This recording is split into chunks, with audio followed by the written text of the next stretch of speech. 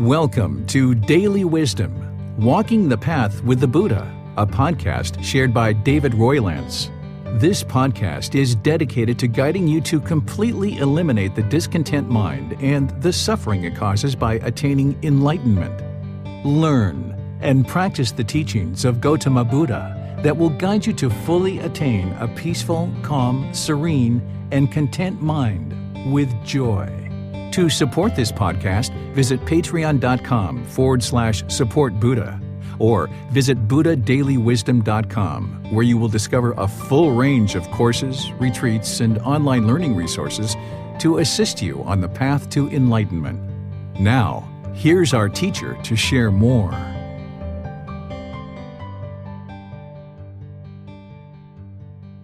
Sawadee Kap. Hello and welcome to Daily Wisdom, Walking the Path with the Buddha.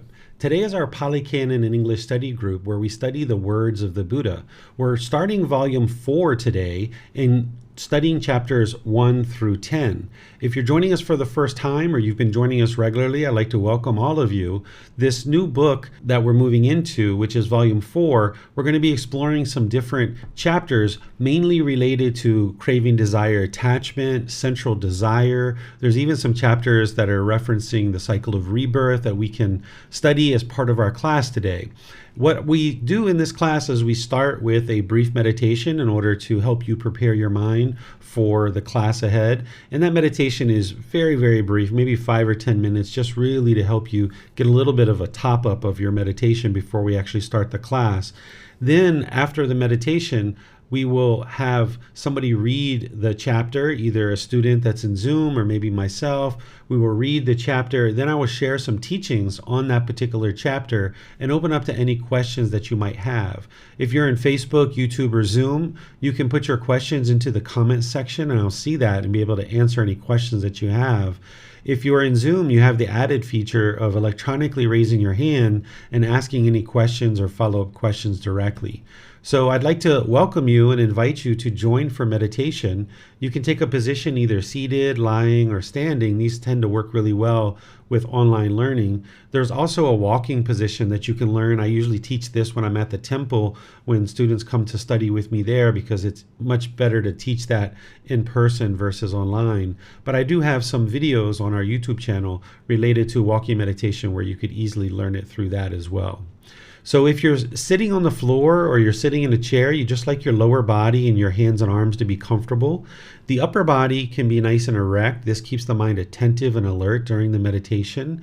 And then you'd like to just close the eyes and start breathing in through the nose and out through the nose. Here you're just establishing the breath. You can hang out here if you like, or you can join in with the chants. I use the chanting just to kind of ease us into meditation. There's nothing mystical or magical about the chants. It's just to help ease the mind into meditation. And then afterwards, I'll be back with some more guidance to help you get further into the meditation.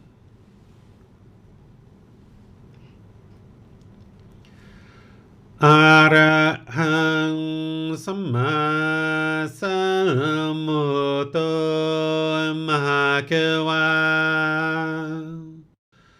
Bhutang Mahakewanang Apivateyami Savakato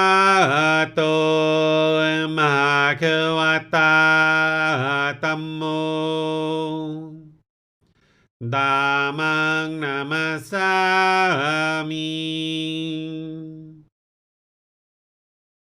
Supatipano Mahakewato Savaka Sangho Sanghang Namami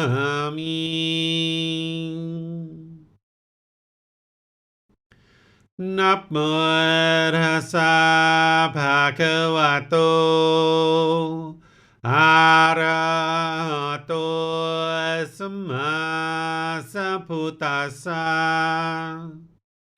Namo Tassa Bhagavato Arahato Samma Sambuddhassa. นับโมตัสสะภะคะวะโตอะระหะโตสัมมาสัมพุทธัสสะอิติปิโสมะคะวะอะระหังสัมมาสัมพุทโธ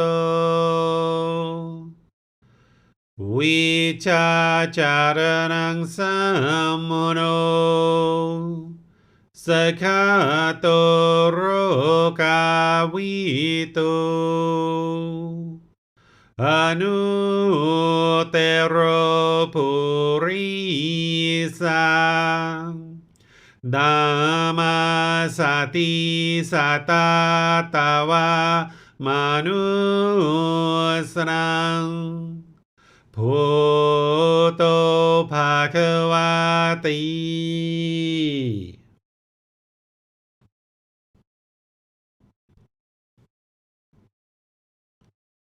Okay, you'd like to just be breathing in through the nose and out through the nose. Here you're just establishing the breath, a nice, natural, steady, consistent breath. Not forced or controlled, just a gradual inhale through the nose, experiencing the full breath. And when you're ready, exhale out through the nose. Breathing in and out. Your breath isn't going to necessarily match up with the guidance that I'm providing. I'm just here for guidance. This is your practice.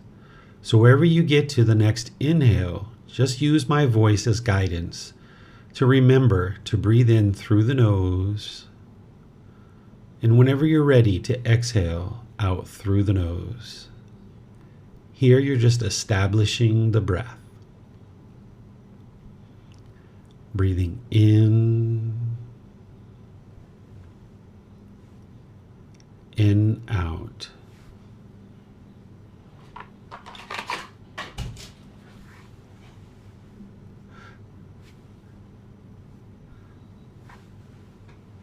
Breathing in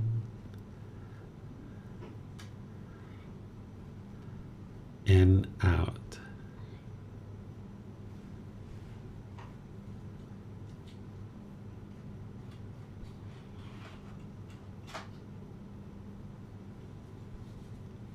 With the breath well established, start fixating the mind on the breath.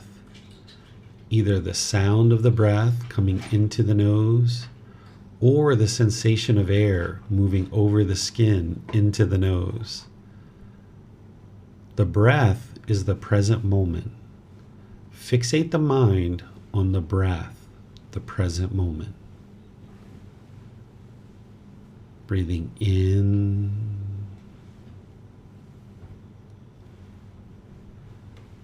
and out.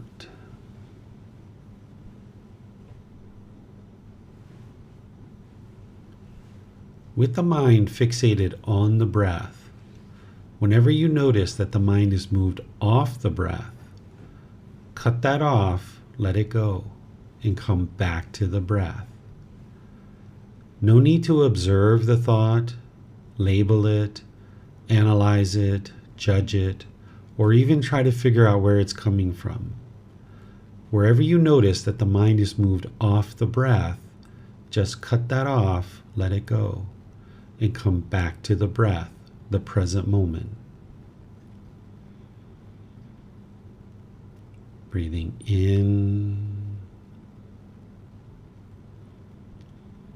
and out. I'm going to be quiet now and let you do this work of focusing on the breath. cutting off and letting go anytime the mind moves off the breath. You have nowhere to go. There's nothing to do. No one needs you right now. This is your time to focus on the breath. Breathing in and out.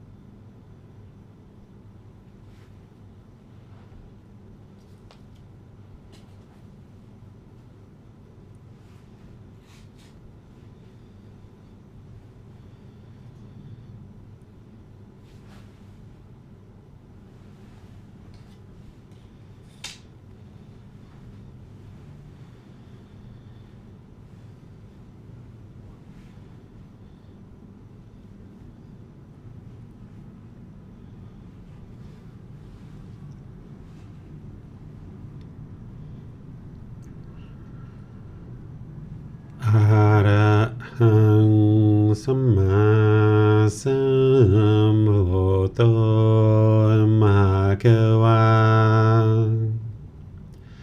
พุทธังมหาคะวันหังอภิวาเทมิสวากขาโตมหาคะวตาธัมโมธัมมังนามัสสามิสุปฏิปันโนมหาคะวะโตสาวกสังโฆสังฆังนามามินะโมตัสสะภะคะวะโตอะระหะโตสัมมาสัมพุทธัสสะนะโมตัสสะภะคะวะโตอะระหะโตสัมมาสัมพุทธัสสะนะโมตัสสะภะคะวะโตอะระหะโตสัมมาสัมพุทธัสสะอิติปิโสมหะคะวะอะระหังสัมมาสัมพุทโธวิชาจารณังสัมมุโนสัคขะโตโรกาวิโตอนุเตโรปุริสาดามาสติสัตตาตาวามานุสนังพุทโธภควาติ Okay, if you guys would like to gradually make your way out of meditation, as I mentioned, this is just a real brief meditation just to kind of prepare the mind for studying. Normally, if you're going to be doing meditation as a full session, you like that to be as close to 30 minutes as possible or longer. But for these classes, we just do a brief little meditation just to help prepare the mind for the class so that you can clear things out and just help you to retain the teachings for a longer period of time and then apply them in your life. So, as I mentioned, we're starting this volume 4, which is titled Exploring the Path to Enlightenment. This is a collection of teachings that are the words of the Buddha. And this is where you can see what the Buddha taught and what he didn't teach. Because oftentimes people in the world, they might be thinking that they're studying Buddhist teachings, but if they're not using the original words of the Buddha, then they're not understanding what he did teach and what he didn't teach. Because a Buddha is a discoverer, a declarer, an originator of the path to enlightenment. So a Buddha is laying down lights along the side of the path, making it very clear what it takes to get to enlightenment. And over the 2,500 years, people have changed his teachings and modified his teachings. And this is like, knocking over the lights so that they're not as clear of what the path is. So by you going back to the original words of the Buddha, you can see exactly what he did teach and what he didn't teach. And then you don't believe his teachings. You learn them, you reflect on them, and then you practice them. And then that reflection, you're trying to independently verify his teachings. So by not believing, you learning, reflecting to independently verify and practicing, you can get to wisdom. And getting to wisdom is what will help you to awaken the mind to this enlightened mental state where it's peaceful, calm, serene, and content with joy. You no longer experience any discontent feelings like sadness, anger, frustration, and others. So the way that we typically do this class is I invite people from Zoom to read one of these chapters if you guys would like to read. And the part we're reading is only the words of the Buddha. There's the words of the Buddha, then there's the reference, which you can go back and look at the original source teachings of what the Buddha was maybe saying before this or after this. And then you have my words after that to help you reflect on what it is that the Buddha was actually teaching. And this will help you to more inform your practice. So if there's anyone in Zoom who would like to read the words of the Buddha, and then I'll share teachings on that and then open up the questions, you can just raise your hand electronically and I'll be able to call on you, and then you can read that particular chapter. Okay, it doesn't look like anyone's volunteering. Sometimes people can be a bit shy. So I'll go ahead and read this chapter. If there's ever a point during the time of this class where people in Zoom would like to read, you can just electronically raise your hand. And this can be really helpful to put the mind in the situation that maybe it's shy about. And this is how you get rid of discontentedness, is you put the mind in the situation that it's uncomfortable with and train it to be peaceful and content and joyful regardless. So an enlightened being isn't going to be shy. So feel free at any point to raise your hand electronically and I'll call on you. But otherwise, I'll just go ahead and read these chapters unless somebody volunteers. So the title of this chapter 1 is "A Small Amount of Existence is Not Praiseworthy." Here the Buddha says, "Monks, just as even a small amount of feces is foul-smelling, so too I do not praise even a small amount of existence, even for a mere finger snap.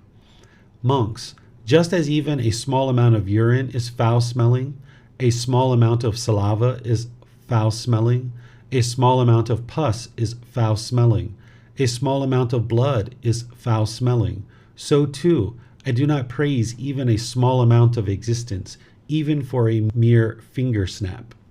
Okay, what the Buddha is doing here is he's pointing out that existence in the cycle of rebirth is something you shouldn't aspire for. Any unenlightened being is currently in the cycle of rebirth, where you keep experiencing the same things over and over and over again. You get mad about something, get angry about something, and you keep getting angry about that thing over and over and over again. And the mind is having craving, desire, attachment. This is what's leading to the discontent feelings. And as long as the mind has these cravings, desires, attachments, not only are you going to experience discontentedness, but you're going to experience continuous rebirth in the cycle of rebirth. If at the time of death there is craving in the mind, which craving is this longing and yearning, chasing after the objects of your affection, wanting things to be a certain way.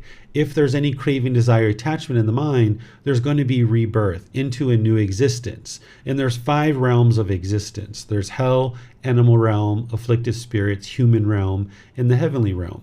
Here in the human realm, we have the ability to train our mind and get to enlightenment and escape this whole cycle. So do the beings in the heavenly realm as well, but they tend to be somewhat complacent because they're only experiencing pleasant feelings.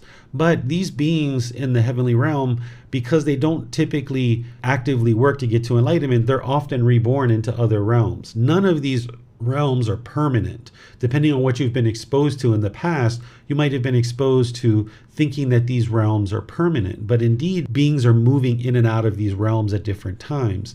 And here in the human realm, we have the ability to cultivate our mind, and we tend to be motivated because we have those pleasant feelings, the painful feelings, and the neither painful nor pleasant. But the Buddha is explaining that the whole purpose of his path in other teachings, he explains that the whole purpose is to get to enlightenment and eliminate discontentedness and escape this whole cycle of rebirth. He never uses the realms of existence or the cycle of rebirth to fear or guilt or shame you into learning and practicing his teachings, because what you're doing as part of getting to the enlightened mental state is eliminating guilt, shame, and fear. So he wouldn't use guilt, shame, and fear in order to motivate you to eliminate guilt, shame, and fear. But instead, he's just helping you to understand true reality, and that existing in the cycle of rebirth, while human existence is an ideal existence to get to enlightenment, and there are certain pleasurable things that you've experienced in the human existence that you currently have, there's also a lot of misery and grief and heartache and despair that you would rather not repeat if it was a choice and you had an actual choice. Well, the fact is that we do have a choice, that we can learn and we can practice and we can train our mind to get to enlightenment, where the rest of this life you'll experience the peace and joy of the enlightened mental state, no longer experiencing discontent feelings. And then you won't experience rebirth to come back and keep experiencing it all over again. There's some places that teach teachings that they refer to as Buddhism that will share with you that their goal is to not get to enlightenment, to experience rebirth, and that your goal should be to help other people get to enlightenment. And you should delay your enlightenment in order for you to be continuously reborn and brought back into the world so that you can help others to get to enlightenment. This is not what the Buddha actually taught. He taught to focus on your own mind and train your own mind to get to enlightenment. A person who's not enlightened wouldn't be able to guide other people to enlightenment. So the idea of not getting to enlightenment in order to help others get to enlightenment, if someone's not able to get to enlightenment on their own, they wouldn't be able to help others get to enlightenment. It's kind of like, if you were interested in learning to drive a car, would you be interested in learning from someone who's never driven a car before? Or would you like to learn from a teacher who has had 15 or 20 years of teaching people how to drive a car? Well, of course, you'd be interested in learning from someone who has 15 or 20 years experience driving a car, and that's the person you would like to learn how to drive a car. So the idea of helping others get to enlightenment by delaying your enlightenment is actually fraught with errors and not what the Buddha taught. If you read his teachings and you see exactly what he taught for you to train your mind through learning, reflecting, and practicing, and you get to enlightenment. And here you can see very clearly that he says that existing in the world is not praiseworthy. It's not something that one should aspire to do.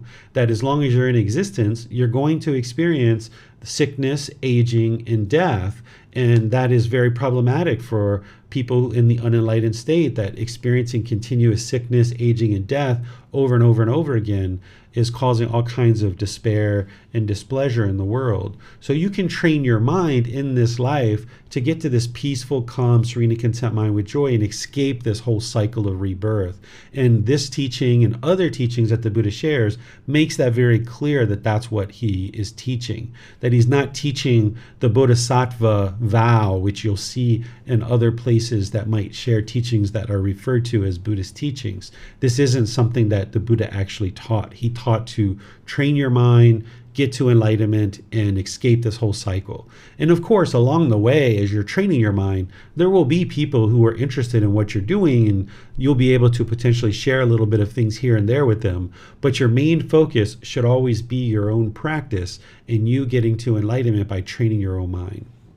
Let me see if you guys have any questions on this chapter. You can put that into Facebook, YouTube, or Zoom, and I'll be able to see your comments. Or in Zoom, you can electronically raise your hand and ask any questions or follow-up questions directly. All right, I don't see any in YouTube. Let me see if we have any questions in Facebook. And I don't see any in Facebook. So let's go ahead and move on to the next chapter, which is chapter 2. This one is titled, "One who is engaged is unliberated. One who is disengaged is liberated." And here, what the Buddha is doing is he's changing his language a bit, where he typically will talk about craving, desire, attachment, this mental longing and strong eagerness. Here he's using the words engaged, meaning craving, desire, attachment, and then disengaged, which is non-craving or non-desire, non-attachment. So someone who has craving, desire, attachment, their mind is unliberated. It's not free. You're still experiencing discontent feelings like anger, sadness, frustration, and others, these discontent feelings. But when your mind is practicing non-craving or it's disengaged, the mind is liberated from these strong feelings. The mind is free from these strong feelings. It's liberated. It is peaceful. It's calm, serene, and content with joy. So a teacher will sometimes use different words at different times to maintain the interest of the student, where if he just used the same words all the time, then students would maybe tune out about what he was teaching. So here he's changing his wording just a little bit, but he's referring to what students know of as craving, desire, attachment, expectations, wants, holding, grasping, things like this. So I'll read this one for you guys. It says, "Monks, one who is engaged is unliberated. One who is disengaged is liberated. Consciousness, monks, while standing, might stand engaged with form, based upon form, established upon form. With a sprinkling of excitement, it might come to growth, increase, and expansion. Or consciousness while standing might stand engaged with feeling, based upon feeling, established upon feeling. With a sprinkling of excitement, it might come to growth, increase, and expansion. Or consciousness, while standing, might stand engaged with perception, based upon perception, established upon perception, with a sprinkling of excitement. It might come to growth, increase, and expansion. Or consciousness while standing might stand engaged with volitional formations, choices, decisions, based upon volitional formations, established upon volitional formations, with a sprinkling of excitement. It might come to growth, increase, and expansion. Monks, though someone might say, separated from form, separated from feeling, separated from perception, separated from volitional formations, I will make known the coming and going of consciousness, its passing away and rebirth, its growth, increase, and expansion, is impossible. Monks, if a monk has abandoned desire for the form aggregate, with the abandoning of craving, the basis is cut off. There is no support for the establishing of consciousness. If he has abandoned desire for the feeling aggregate, for the perception aggregate, for the volitional formations or choices, decisions aggregate, for the consciousness aggregate, with the abandoning of craving, the basis is cut off. There is no support for the establishing of consciousness. When that consciousness is unestablished, not coming to growth, non-generative, the mind is liberated. By being liberated, the mind is steady. By being steady, the mind is content. By being content, one is non-agitated. By being unagitated, one personally attains nibbana, enlightenment. One understands destroyed is birth. The holy life has been lived. What had to be done has been done. There is no more for this state of existence.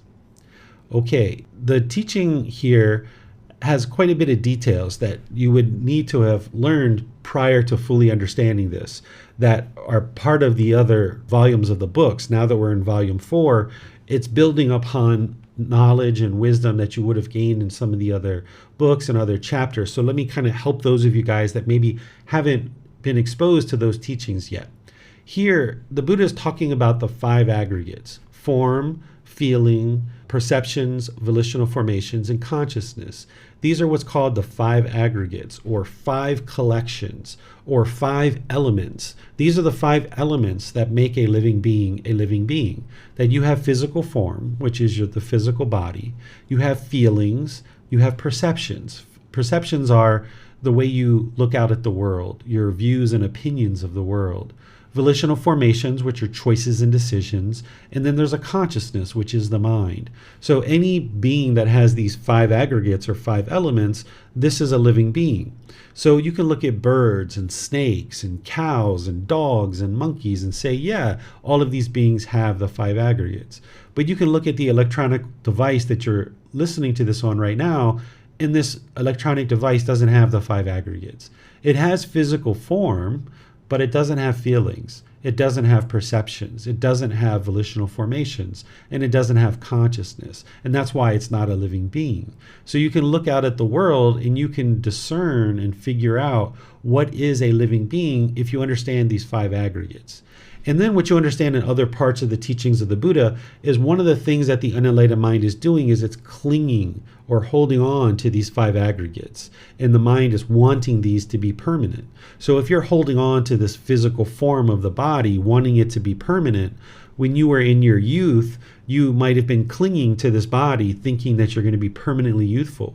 And then when you see the first little wrinkle or the first gray hair, or you get the first little fat around the stomach or the hips or the thighs, you might have been, oh my goodness, right? And just been shaken up by that. And this is the mind clinging to the physical form, wanting it to be permanent. But yet, because of the universal truth of impermanence, we understand that this physical body is impermanent. It's not possible for it to permanently be one particular way. But because the unenlightened mind doesn't understand this universal truth, it's clinging and craving for permanence, so therefore it gets shaken up when it sees something's wrong with the physical form of the body. Maybe even a sickness. If you get sick, you might have been craving permanent health, and therefore you feel miserable when you're sick, not realizing that you can't be permanently healthy. It's not possible. And then also, like you can't be permanently healthy, the sickness isn't permanent either. That will eventually be gone as well. And each one of these, whether it's the physical form, the feelings in the mind, these are not permanent, the perceptions, the views and opinions you have about the world, your choices and decisions, and the consciousness, none of this is permanent. But the unenlightened mind oftentimes craves it to be permanent. So if you take something like the perceptions, your views and opinions about the world. If you've ever been in an argument with somebody, arguing your views and opinions about how you feel about the world and trying to convince this person that your views and opinions are correct or accurate, this is the mind clinging to your views and opinions, where you can understand, because of the universal truth of impermanence, that everybody's going to have a different view and opinion, and that's okay. It doesn't mean we need to fight or we need to be argumentative to try to convince somebody to agree with us. Of course, other people are going to have a different view or opinion because their experiences in life have been different. And the same thing with our choices and decisions. We tend to cling to these in the unenlightened state, where you make a decision and maybe you're going to go on holiday 6 months from now and you would like to go to Australia or Canada or some other place. And now as time goes on, you're clinging to this decision perhaps. And then when you get close to that time, maybe you can't afford to go, but you become very discontent and frustrated because you can't go. Or maybe you show up at the airport and your flight is delayed or it's canceled, and now you get frustrated and irritated. This is because the mind's clinging and craving to go on this trip. Or maybe you're craving and clinging. Maybe there's a money thing, or maybe it's about your time or something like this. And as long as the mind's craving and clinging to your decisions, you're going to continue to experience situations where the mind becomes frustrated or angry or some other discontent feeling.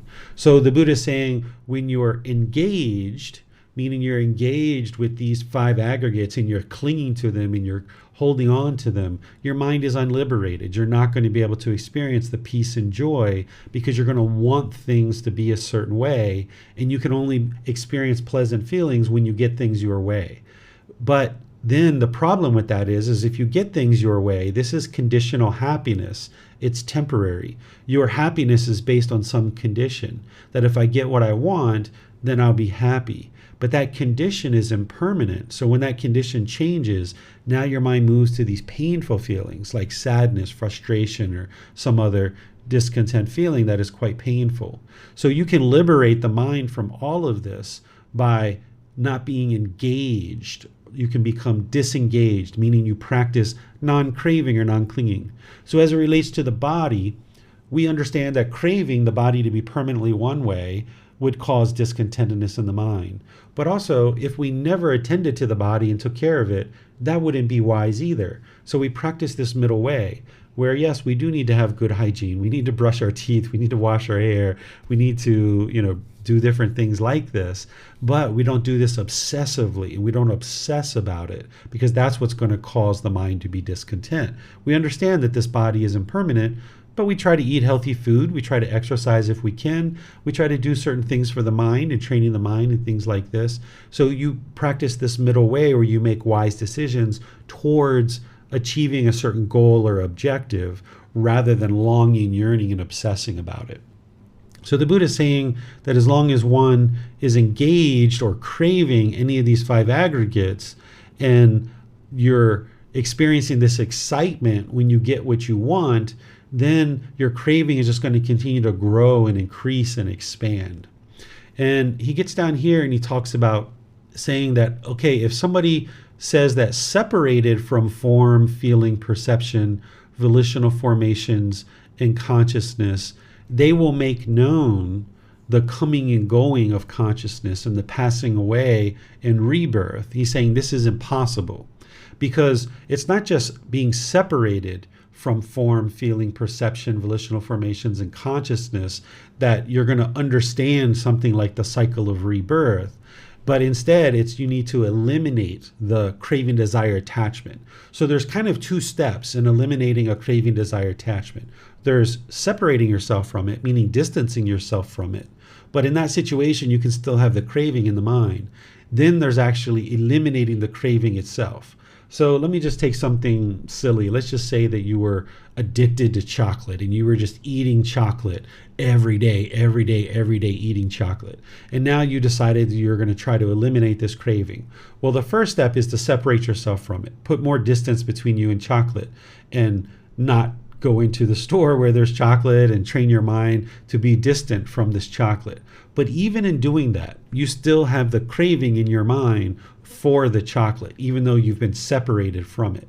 And now you need to, as you're separated from it, you need to start working on eliminating the craving in the mind where you're not longing, yearning, and obsessed about this chocolate. And then ultimately, once you eliminate your craving, should you choose to go back and start eating chocolate again, that's up to you, right? But if you would like to eliminate the craving for something, you need to typically first distance yourself from it, and then you need to work on eliminating the craving from the mind, because the object itself isn't the craving. The craving, desire, attachment is embedded in the mind. So distancing yourself from the object of its affection will help you to eliminate the craving, but the craving can still persist even though you're separated from it. So that's why the Buddha is saying that you can't come to understand the cycle of rebirth and all these other teachings by just separating yourself from these things. You need to actually abandon the desire. You need to eliminate the craving. And that's what he's talking about here in this next paragraph, is that he's saying that you need to abandon it. You need to eliminate it. Ultimately, in some places, he talks about destroying it. Here, he's talking about cutting off the craving at the base. And this is how you ensure that there's not rebirth. That if you just separate yourself from something and you still have craving in the mind, at the time of death, there's going to be rebirth. But if you separate yourself from it and you cut off the craving at the core, at the root, which is in the mind, then there's no support for the establishment of consciousness. There cannot be rebirth if you've eliminated the craving deeply embedded in the mind. And then when that consciousness is unestablished, meaning there is no craving, desire, attachment that's going to produce the next consciousness, then the mind is liberated. So the way you can think about craving, desire, attachment is it's like fuel. It's fueling this fire inside the mind, that as long as this mind still has fuel at the end of this life, it's going to create another fire, so to speak. So if you think about a fire and there's logs that are being tossed on the fire.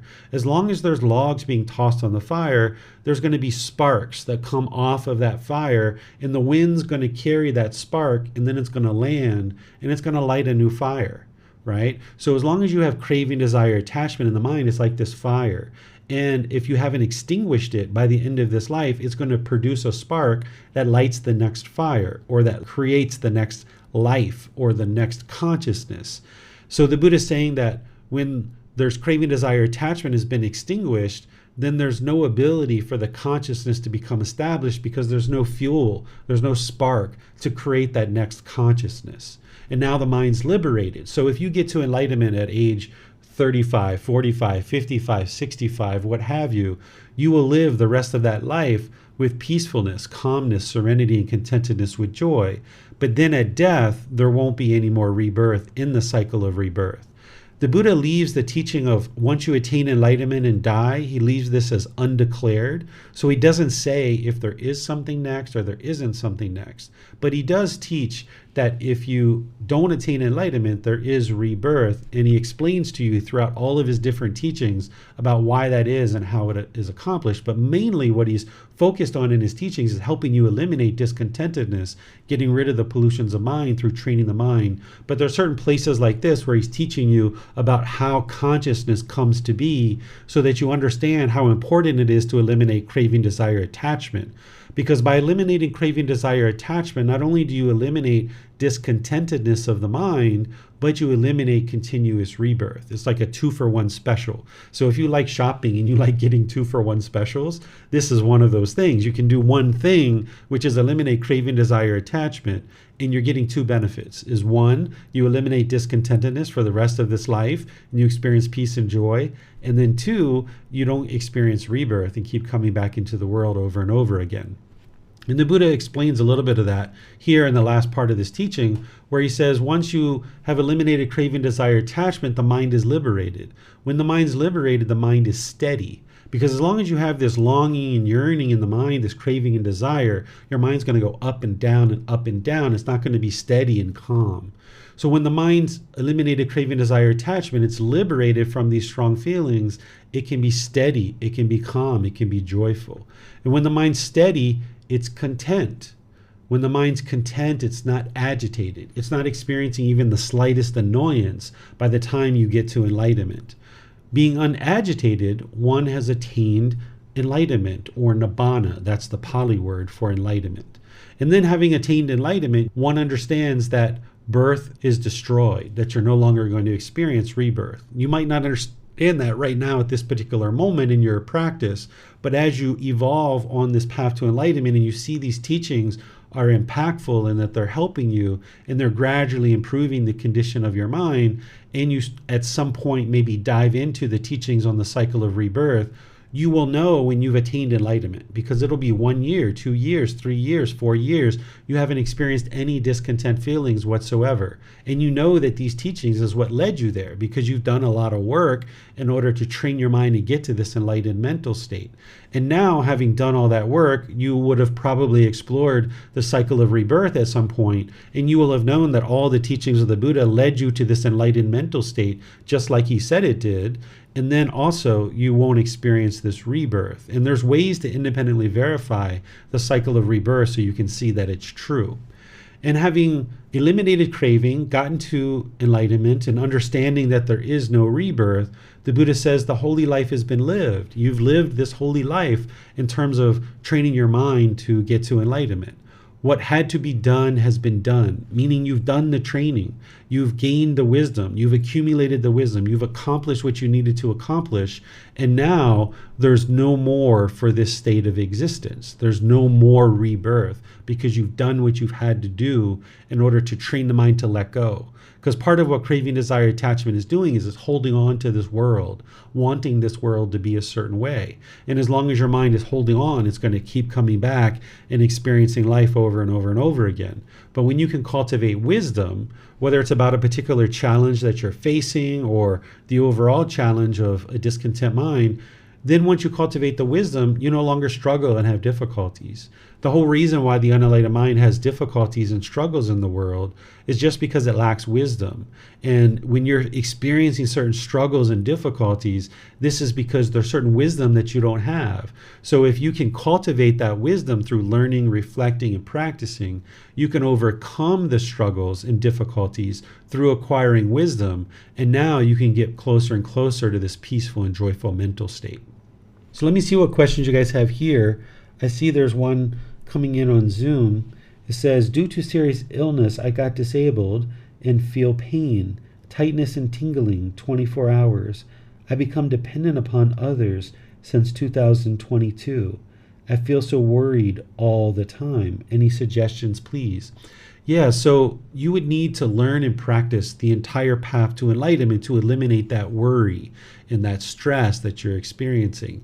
And even that pain will be minimized significantly as you train the mind on this path to enlightenment. There isn't just one thing to do or one thing that I could teach you in a 2-minute response or a 5-minute response to your question that's going to fix all of this.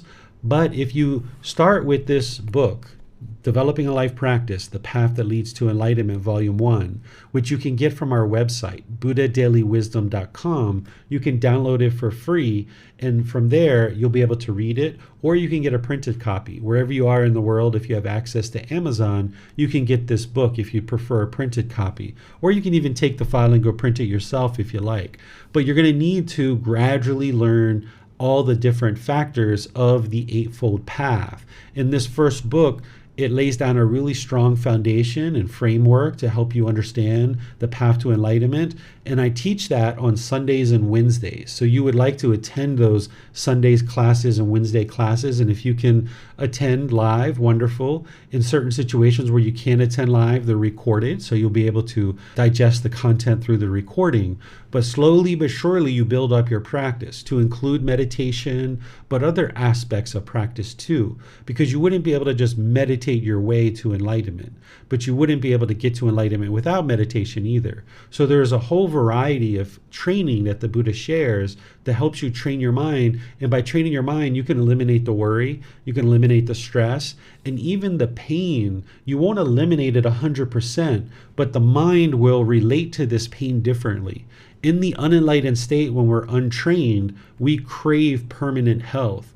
We crave permanent comfort. So when the body is experiencing physical pain, not only is there the physical pain, in the unenlightened state, there's also mental anguish that goes along with it. And it intensifies the pain in the body. It's like getting hit with two darts. The first dart is the physical pain. And then the second dart is the mental anguish that the mind is now craving permanent comfort. And because you can't get to permanent comfort, the mind experiences this mental anguish. So by the time you're training your mind, you'll still experience some physical pain, but it'll be very muted and very diminished because you won't experience the mental anguish associated with the physical pain. But you've got to start out on the path with this first book, volume 1. And there's videos that I teach, mini lessons, there's online classes, there's books, there's audiobooks. If you prefer to listen to this in audiobook format, you can do it that way. There's lots of different resources that I made available. If you're having any challenges finding these resources, you can send me a private message or you can schedule a personal guidance session, and I'll be sure I connect you with all the different resources that you need. And as you're learning in the resources, you can be asking questions in classes, you can be posting them in the Facebook group, you can send me private messages, or you can schedule personal guidance that I will help you. And all of this is available to you at no cost. So you just need to have the dedication and determination to step forward and get involved with the resources and digesting the content so you can actively train the mind. All right, let me see if we have any questions anywhere else. It looks like we might have a question here on YouTube. When the Buddha speaks of excitement here, is he speaking of pleasure experienced from attaining what the mind is craving? Yes, when the Buddha is talking about like the destruction of excitement, sometimes people get a little bit worried. It's like, hold on a second, if I get to enlightenment, I'm not going to feel excitement anymore. Well, what he's talking about is conditional excitement. What he's referring to is those pleasant feelings, the happiness, excitement, elation, exhilaration, thrill, euphoria. The way that the unenlightened mind functions is it can only experience those pleasant feelings based on conditions.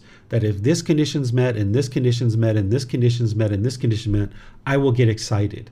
So if it's sunny outside and I can go hiking and my life partner comes with me or my children come with me, or I can take my favorite water bottle with me or whatever, the mind is happy or excited. But the problem with that is those conditions are impermanent. So as long as you're basing your inner feelings on these conditions, that means you can't be permanently happy, because there's these conditional experiences that have to be true or have to be met in order for you to be happy. So what you're doing on the path to enlightenment is you're eliminating these conditions where the mind is unconditioned, where you can be joyful. Or another way to think about it is unconditioned happiness, where all day long you can be happy all the time because it doesn't have to have any particular conditions met in order for you to be happy or excited. So you can enjoy the present moment and enjoy that present moment without it being conditional excitement or conditional happiness based on the condition of what you're experiencing at any given time. When we were talking about this at the temple today, I gave the example of how if I had conditional excitement, when students showed up for class, I would be excited. Like, oh, there's students coming. Yay, there's 20, 30 students. Yay, I'm so excited. So now the next day I show up and there's one student or two students or there's no students. In that situation, you're going to be frustrated. You're going to be angry, or you're going to feel some kind of irritation or agitation.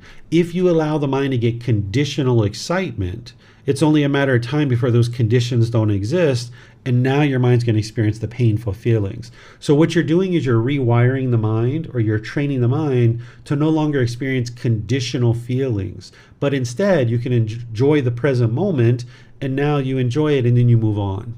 Another example might be if I was eating a piece of chocolate cake at a restaurant. You know that that chocolate cake is enjoyable. Wow, it tastes really nice.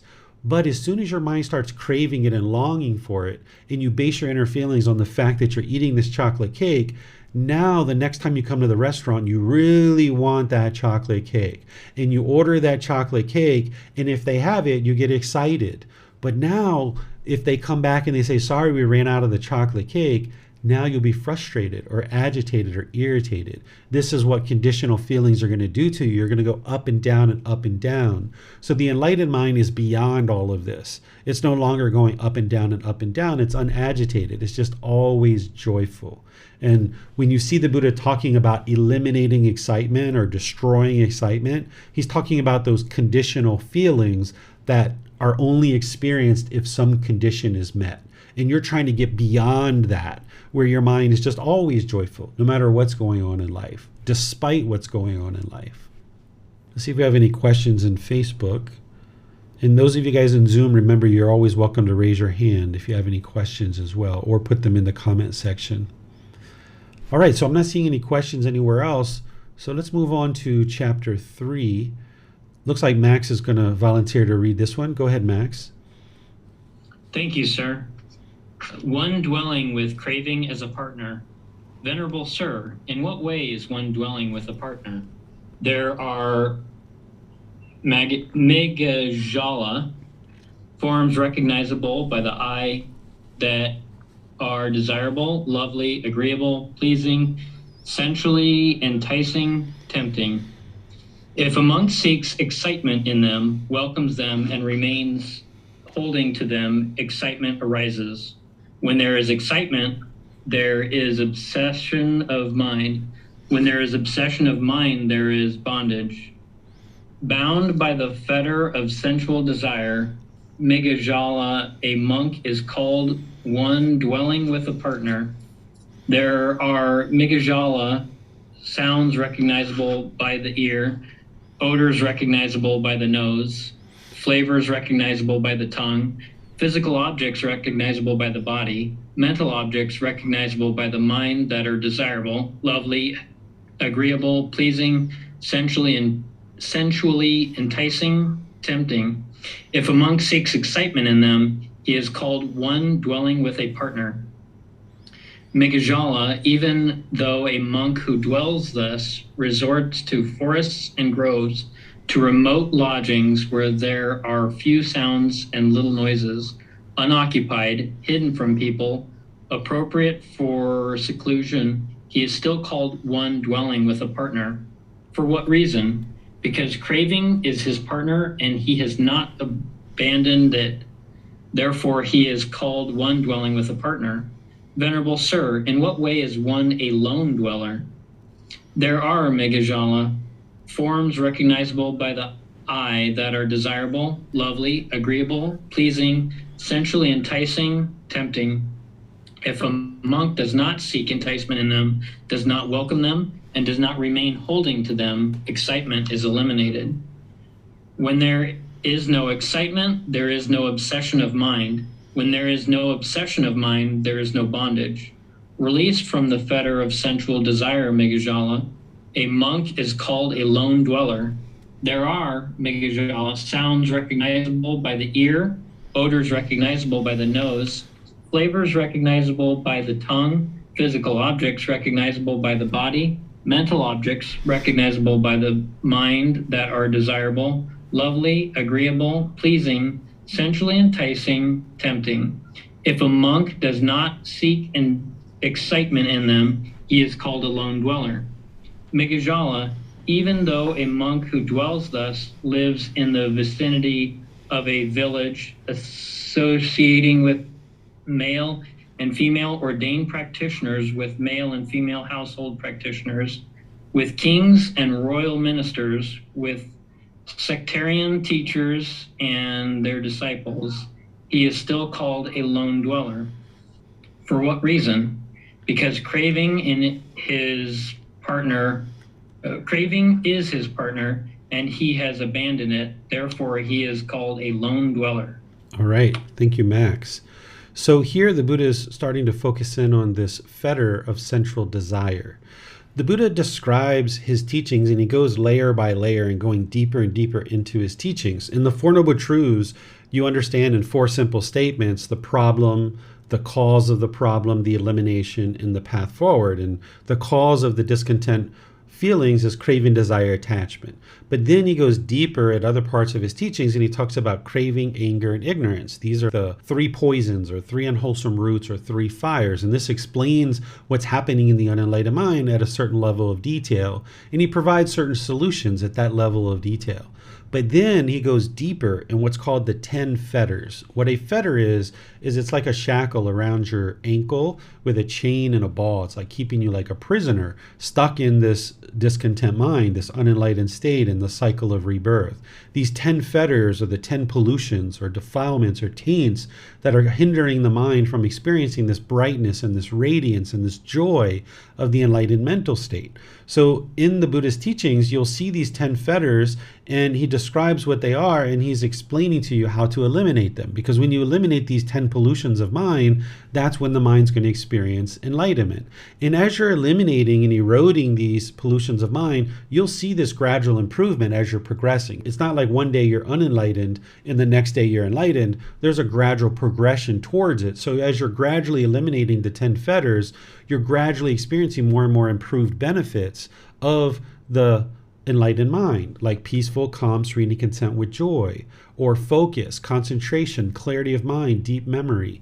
Your personal and professional relationships will blossom, and you'll see that you will no longer be in a bad mood, because the conditions that are causing the bad mood have been eliminated, so you'll just always be in a good mood as an enlightened being. So here the Buddha is focusing in on this fetter of sensual desire, because this is one that tends to be very challenging for people to eliminate, because this is where the mind is craving through the sense bases, wanting agreeable contact. So the eyes, ears, nose, the tongue, the body, and the mind itself. These are called the 6 sense bases.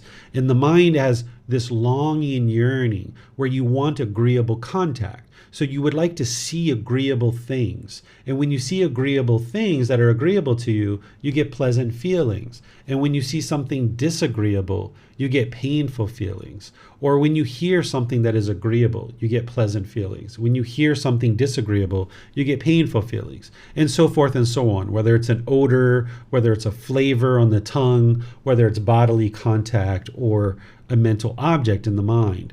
So giving you an example, say that you were sitting at a traffic light and you were just sitting there at the red light, and someone pulls up to you with some amazing music you think is so wonderful. And you get all these pleasant feelings because it's agreeable, it's great music, you think it's wonderful. And now you pull off from that light and you go to the next light, and another car pulls up. But this music, you don't like it. You just think it's horrible. And now you feel frustrated or agitated. This is because of craving, desire, attachment. The mind's craving this agreeable contact. You want to hear certain sounds that are agreeable to you. And when you hear disagreeable sounds, now your mind is agitated. And this is all being caused by the mind itself. It's not being caused by the music. The music is just a sound. But if the mind has craving, where it's craving something to be permanent, now you're craving for things to be permanently sounding the way you like, or some agreeable sound, then you can only experience pleasant feelings when you hear something agreeable to you. So when you hear something disagreeable, the mind experiences painful feelings. And this is all because of the craving, desire, attachment in the mind. So what the Buddha is saying here is, if you seek excitement in anything through these sense bases, whether it's forms that you see, sounds that you hear, odors that you smell, flavors that you taste, physical objects that touch the body, or mental objects that come into the mind, if you seek excitement in them, if you welcome them, if you remain holding to them, excitement is going to arise in the mind. This is a conditional feeling. And this is where you don't believe the teachings of the Buddha, you can see for yourself, right? Then when there's excitement in the mind, then the mind becomes obsessed with that particular thing. And then when there's obsession in the mind, there's bondage, meaning you're stuck, right? You're stuck in this cycle of rebirth.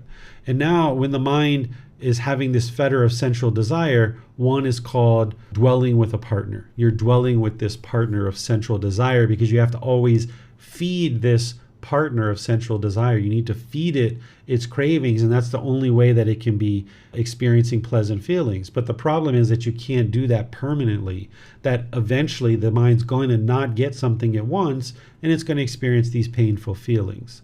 So now the Buddha says, okay, if you're interested in kind of getting liberated from all of this and being a lone dweller, now you don't welcome, right? You don't seek excitement. You don't welcome these things. You don't remain holding on to them. And then that way, this conditional excitement is eliminated. And now you can enjoy the present moment and enjoy what you're experiencing. But now you won't experience those painful feelings either. You don't have to feed this craving, desire, attachment of excitement. So therefore, you're not going to experience the painful feelings either.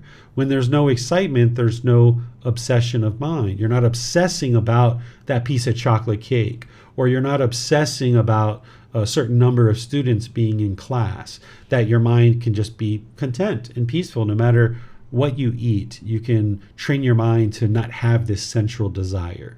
And then having done so, the Buddha says, okay, because craving is his partner and that cravings have been abandoned, therefore he is called a lone dweller, meaning that you're not having to feed this partner of craving, desire, attachment.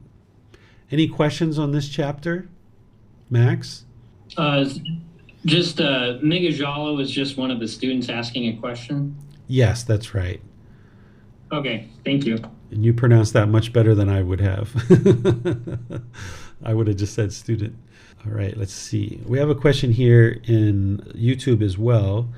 If I'm understanding the teaching here correctly, it is okay to enjoy it in the moment as long as let the experience and enjoyment go, and we do not crave this experience. Is this correct? Absolutely, Bruce. That's what you're looking to do, is that in the present moment, you're going to enjoy spending time with your children. You're going to enjoy spending time with your wife or your husband or your partner or your family members or whatever you're doing. You're enjoying the present moment, but you're not allowing the mind to base its inner feelings on that thing.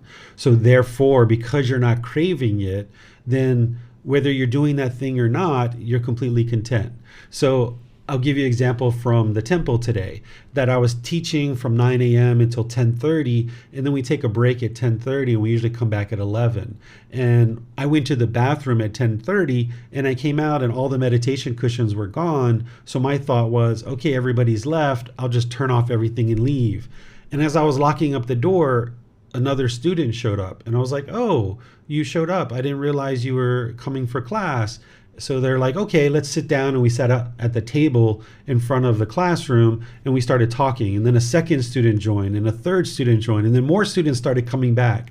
So then we decided, okay, we're going to go back into the classroom, right? We didn't cling to any particular thing.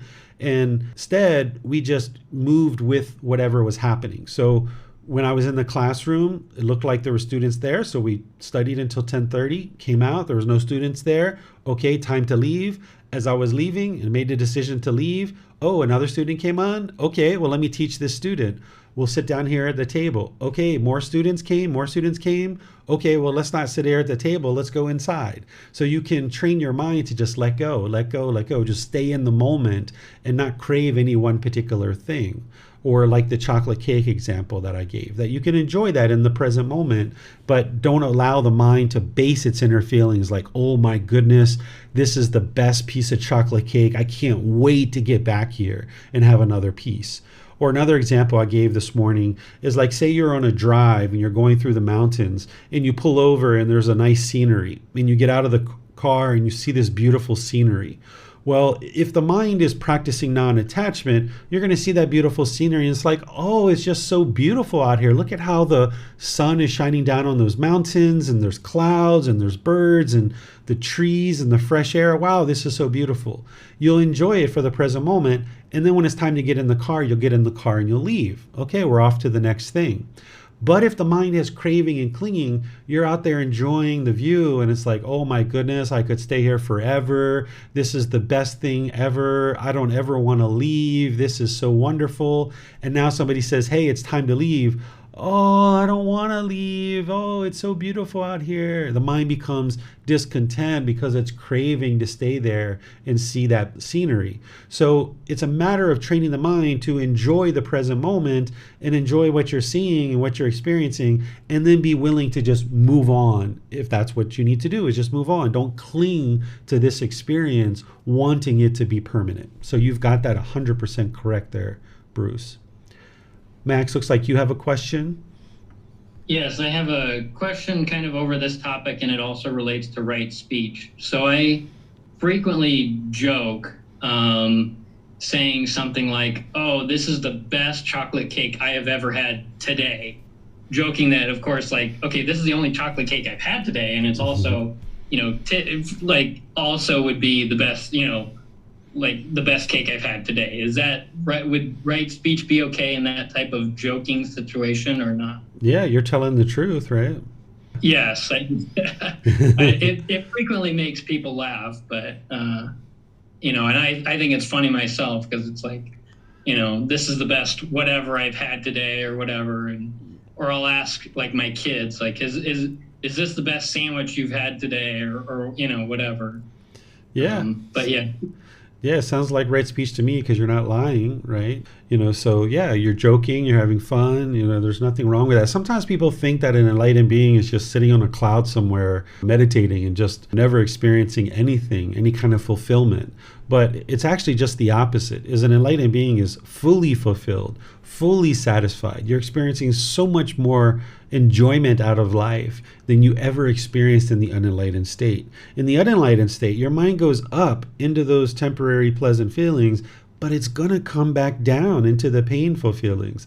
The enlightened mind doesn't experience that. You're just always joyful. So you're actually enjoying life way more in the enlightened mental state than you ever did in the unenlightened mental state. And that's where the joy starts coming into the mind more and more as you're training your mind to let go of these cravings, because you can be peaceful and joyful no matter what's going on. Thank you, sir. Yeah, you're welcome. All right, so I'm not seeing any more questions anywhere, so we'll just go ahead and move on to the next chapter. Chapter 4. Okay, go ahead, Max. This holy life is lived for the abandoning of existence. This world is burning, harmed by contact it calls disease a self. By whatever means it understands anything, it becomes otherwise than that.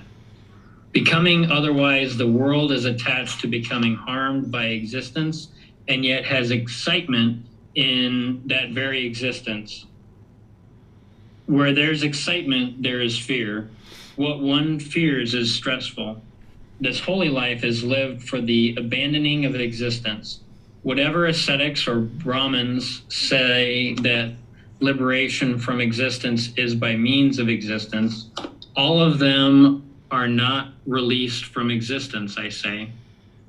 And whatever ascetics or Brahmins say that escape from existence is by means of non-existence, all of them have not escaped from existence, I say. For this stress comes into play in dependence of every gain of material possessions. With the ending of every craving desire, there's no stress coming into play. Look at this world. Beings afflicted with thick ignorance, unknowing of true reality, are unreleased from passion for what has come to be. All levels of existence, anywhere, in any way, are impermanent, stressful, subject to change. Seeing this as it's come to be, the right wisdom, one abandons craving for existence and doesn't have excitement in non-existence. From the total ending of craving comes fading and elimination without remainder, liberation, enlightenment. For the monk who is liberated through lack of craving, desire, there's no further existence. He has conquered Mara, won the battle, having gone beyond existences such. Okay, thanks, Max. So here, I'll just point out that this particular teaching is very detailed. And what I've done here, and this is one of the reasons why you'd like to read these books before or after class, is I've taken each individual line that the Buddha teaches, and then I've given you some details to help you understand, because this is a very detailed teaching, because each individual line, it almost requires additional learning prior to this in order to understand each line. So I've gone line by line and explained every single aspect of this teaching. So I'll go through and explain a few of these, and then as you guys have questions, I'll answer them for you guys. But in terms of going through each individual line, I wouldn't be able to in the time we have in class, but you have this in the book. So this first line where he says, "This world is burning," what he's referring to here is the three poisons, or the three unwholesome roots, or the three fires. We refer to them as the three fires. This is craving, anger, and ignorance. That because of craving, there's this mental longing and strong eagerness in the mind. And if the mind gets what it wants, it gets pleasant feelings. If it doesn't get what it wants, it moves to these painful feelings, oftentimes anger, frustration, irritation. And that's that second poison, the anger, the hostility, the bitterness. And then the mind either pushes people away with aversion, or it becomes bitter and harsh and people leave out of your life, or you put your expectations on people and they choose to leave out of your life. Because of that, they feel pressured. And where all of this is coming from is what we refer to as ignorance, or the unknowing of true reality. Today, this word ignorance is a derogatory word, and the Buddha, an enlightened being, isn't going to talk down to people in a derogatory way, but we're using this word ignorance to translate what the Buddha is referring to here, which I translate more to the unknowing of true reality. And it's because of this unknowing of true reality that craving and anger still persists. So even though we call it craving, anger, and ignorance, it's really because of ignorance, craving continues. And because of craving, the mind continues to get angry. Whereas if you had wisdom, you would know how to eliminate craving and anger. So that's why you don't believe any of these teachings. You get to wisdom, where then you can understand craving and anger and how to uproot it and eliminate it. But you wouldn't be able to know how to do that without getting the wisdom.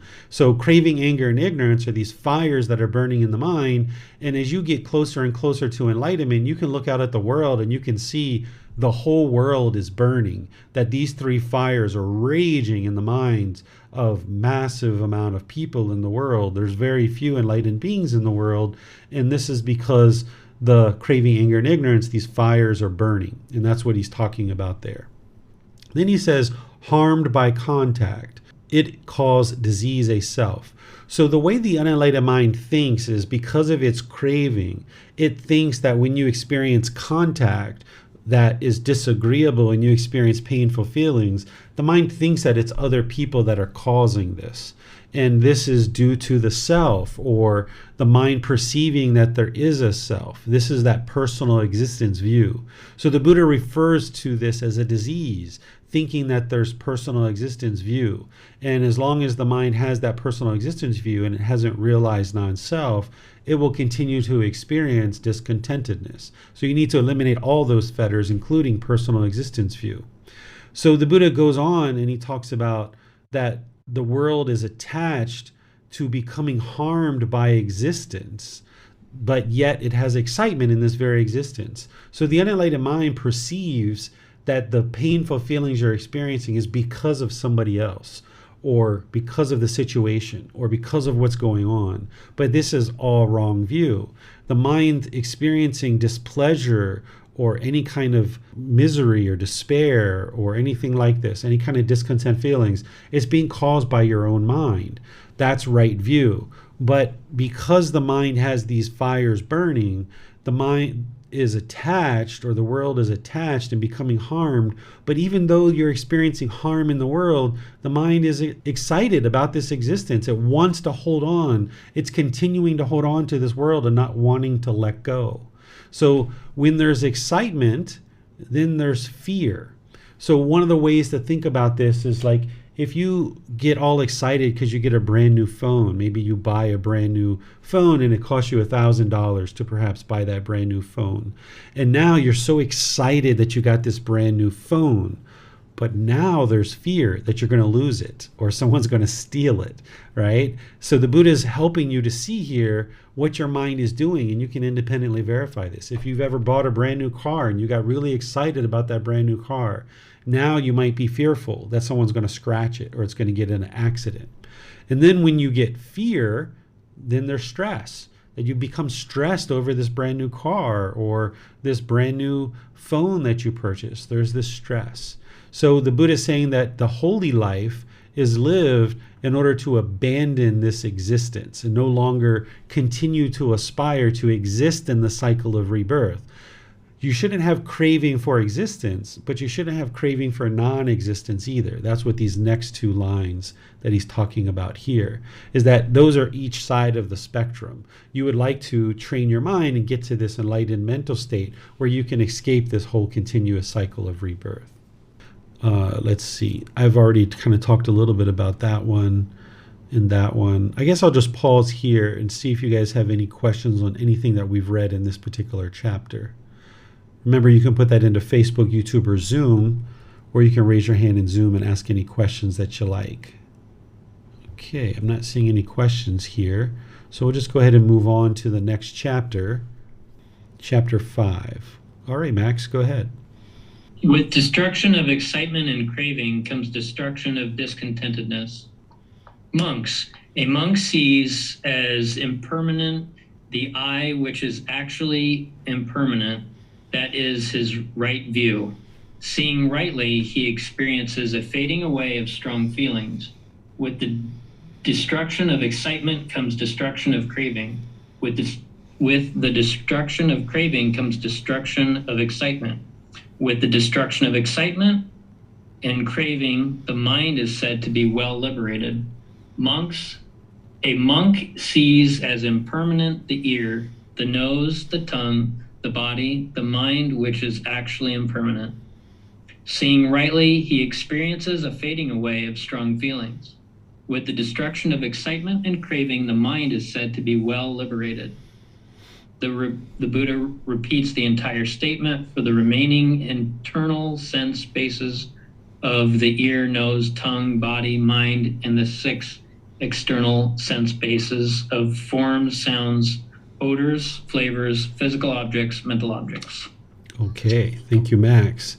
So here, the Buddha is once again honing in on central desire in the 6 sense bases, because the 6 sense bases are what's involved in fulfilling your central desires. Whatever the mind has central desire about, it's going to come in through the 6 sense bases of the eyes, ears, nose, tongue, the body, and the mind. These are also referred to as the 6 doorways of discontentedness, because any discontentedness that you experience, it's going to be some kind of contact through these sense bases. So if you see something agreeable through the eyes, you're going to experience pleasant feelings, which are conditioned feelings. Whereas if you see something disagreeable through the eyes, you're going to experience painful feelings. And the same thing's happening with the ears, nose, tongue, body, and mind. And what the Buddha is doing here is he's reminding you that these sense bases themselves are impermanent, right? Because anybody who's starting out on the path to enlightenment needs to understand that very first pivotal teaching of the universal truth of impermanence, that things are constantly changing. There's not this fixed state. So not only are the individual sense bases themselves, the internal sense bases impermanent of eyes, ears, nose, tongue, the body, and the mind, these things are all impermanent, but the things that the sense bases are observing, which are called the external sense bases, which are form, sounds, odors, flavors, physical objects, and mental objects. These things that are external here, and also the things internal to the mind, these are all impermanent as well. As long as the mind's going around thinking that these things are permanent, then what's going to happen is the mind's going to be craving and longing and yearning for these things. So the Buddha is saying, understanding that all of these things are impermanent, it's part of right view. That if you understand the universal truth of impermanence and that the sense bases, both internal and external, are impermanent, this is part of establishing right view. And then seeing rightly, you experience the fading away of strong feelings. So if you get really angry because of a certain thing, and that's what you've experienced in the past. As you start seeing rightly and you understand that these things are impermanent, now your mind can let go of its cravings, desires, attachments, and now you can have this fading away of strong feelings until the mind goes to frustration, irritation, annoyance, maybe a slight dislike, and then that same thing happens that you used to get so fiercely angry about, and now the mind's peaceful and you just kind of know how to apply wisdom and handle the situation. And that's what you'll experience as you're seeing rightly. As you have right view and you train your mind more and more, you observe this fading away of strong feelings. So with the destruction of excitement comes the destruction of craving.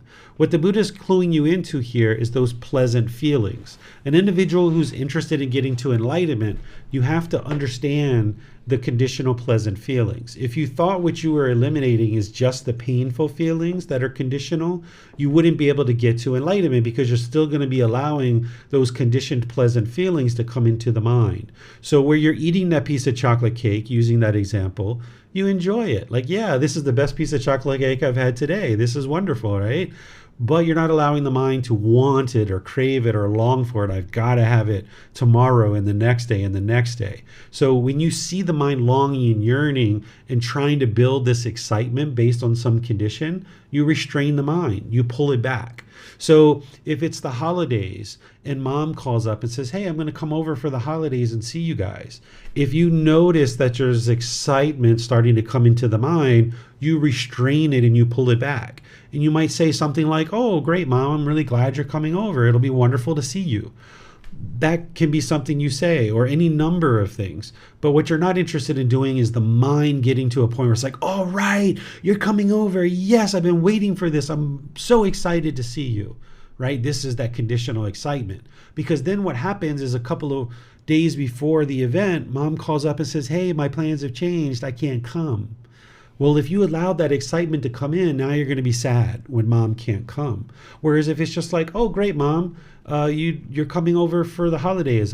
Be wonderful to see you. I'll see you soon, right? And now when Mom calls up and says, hey, I can't come. Okay, no worries. Maybe we'll get together another time, right? You can maintain your contentedness.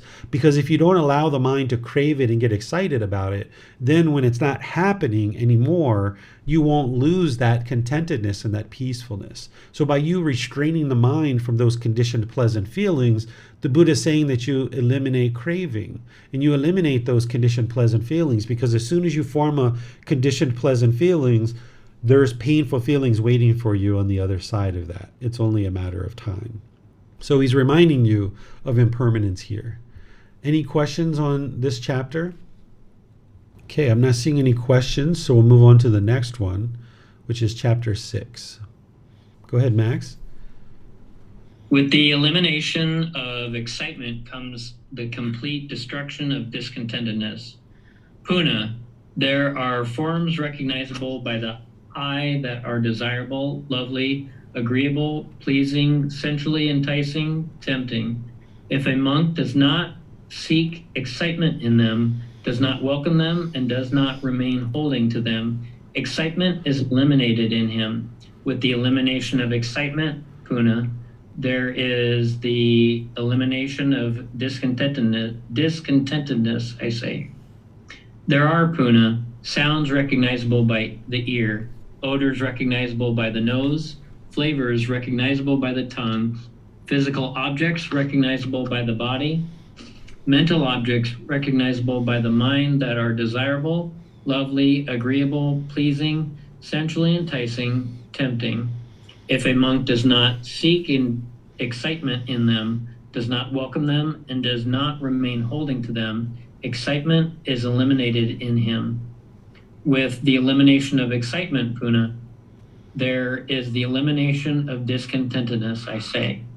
Okay, thank you, Max. This is the same thing that we've been talking about throughout today's class. It's just a different discourse to a different student, but essentially saying the same thing. So I'm not going to go through and teach this again since we've already been talking about it. I'll just see if you guys have any questions that you might need to get answered. And I don't suspect you guys have any questions because you haven't had any questions on the previous one. So let's go ahead and move on to the next one. Go ahead, Max. You can read this one too. So I'll have you read the first section, and then I'll teach a bit, and then we'll read the second section. Mindfulness directed to the body, a strong post for mind. One dwells without having set up mindfulness of the body. Suppose, monks, a man would catch 6 animals with different domains and different feeding grounds, and tie them by a strong rope. He would catch a snake, a crocodile, a bird, a dog, a jackal, and a monkey, and tie each by strong rope. Having done so, he would tie the ropes together with a knot in the middle and release them. Then those 6 animals with different domains and different feeding grounds would each pull in the direction of its own feeding ground and domain. The snake would pull one way, thinking, "Let me enter an anthill." The crocodile would pull another way, thinking, "Let me enter the water." The bird would pull another way, thinking, "Let me fly up into the sky." The dog would pull another way, thinking, "Let me enter a village." The jackal would pull another way, thinking, "Let me enter a charnel ground." The monkey would pull another way, thinking, "Let me enter a forest." Now, when these 6 animals become worn out and fatigued, they would be dominated by the one among them that was strongest. They would submit to it and come under its control. So too, monks, when a monk has not developed and cultivated mindfulness directed to the body, the eye pulls in the direction of agreeable forms, and disagreeable forms are repulsive. The ear pulls in the direction of agreeable sounds, and disagreeable sounds are repulsive. The nose pulls in the direction of agreeable odors, and disagreeable odors are repulsive. The tongue pulls in the direction of agreeable flavors, and disagreeable flavors are repulsive. The body pulls in the direction of agreeable physical objects, and disagreeable physical objects are repulsive. The mind pulls in the direction of agreeable mental objects, and disagreeable mental objects are repulsive. It is in such a way that there is non-restraint. Okay, so let me teach this part, and then we'll talk about the next part. So it's important to understand what mindfulness directed to the body is. What this is part of the 4 foundations of mindfulness, that as you're training your mind in meditation and outside of meditation, you're developing awareness of the bodily sensations, the feelings, the condition of the mind, and the mental objects. These are called the 4 foundations of mindfulness. And if you can gain understanding and awareness of those 4 foundations of mindfulness, you can start to understand the bodily sensations associated with discontentedness that is about to arise in the mind. So before the mind gets angry or frustrated, or even those pleasant feelings, before the mind experiences any of those conditioned feelings, there's going to be some bodily sensation associated with that. Maybe tingling in the body, or heat rising up, or pressure in the face or the skull. Maybe you feel some tightening of the chest. There's going to be some bodily sensation associated with each individual discontent feeling. And if you can become aware of those bodily sensations and cut off and let go of discontentedness as a bodily sensation, you will have saved the mind the difficulties of needing to experience the feeling of discontentedness coming into the mind, any discontent feelings.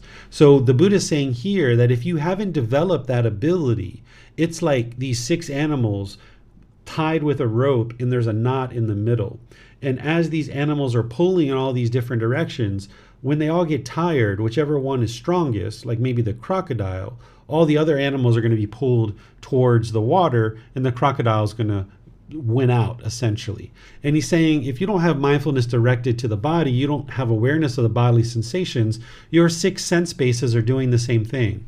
The eyes, ears, nose, tongue, the body, and the mind, they're all pulling in different directions. And when they all get tired, whichever one is strongest, you're going to have the mind pull in that direction. So say you're in a conversation with somebody, and you have a craving for maybe a handsome man or a beautiful woman in your life. And now you're having a conversation with a certain person, and you see this beautiful woman or this handsome man walk by. Your eyes are going to pull in that direction because the mind's longing and yearning for that particular object of your affection. And this is because the mind isn't aware of its craving, and it's not understanding the bodily sensation to be able to cut that off. The mind hasn't been restrained yet.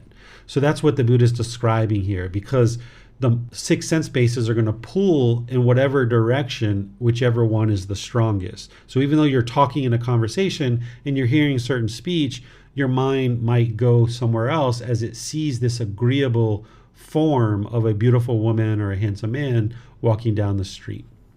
So now the Buddha is going to describe, for one who has set up mindfulness directed to the body, the different experience that you're going to have as part of having this awareness of the bodily sensations. One resides having set up mindfulness of the body.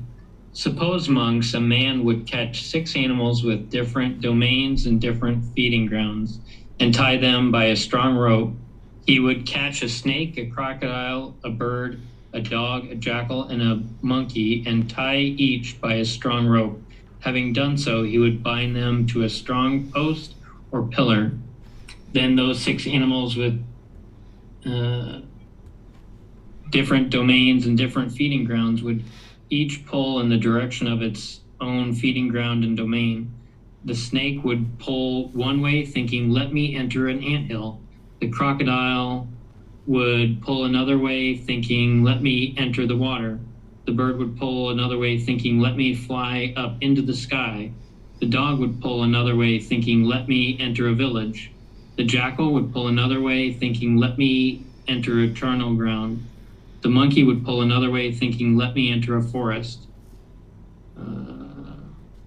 Now, when these 6 animals become worn out and fatigued, they would stand close to that post or pillar.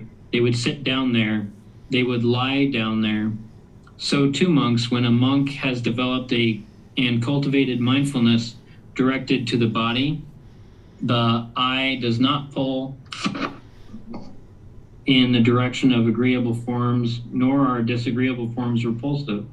The ear does not pull in the direction of agreeable sounds, nor are disagreeable sounds repulsive. The nose does not pull in the direction of agreeable odors, nor are disagreeable odors repulsive.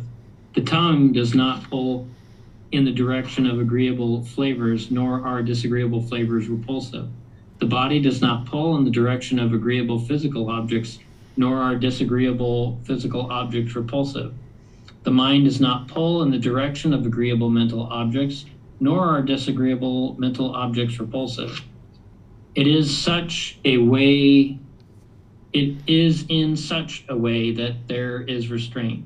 A strong post or pillar, this, monks, is a designation for mindfulness directed to the body.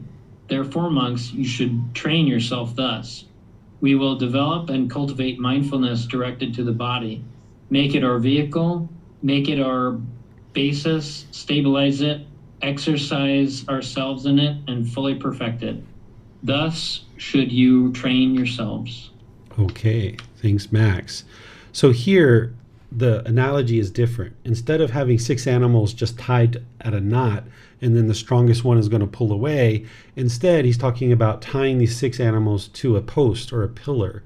And now as these 6 animals pull and tug, they can't go anywhere because they're bound by this post and pillar, and eventually they get tired and they just sit down at the post and pillar, and they basically submit to understanding that they can't move and they can't get away. And this is the same thing that the 6 sense bases will do.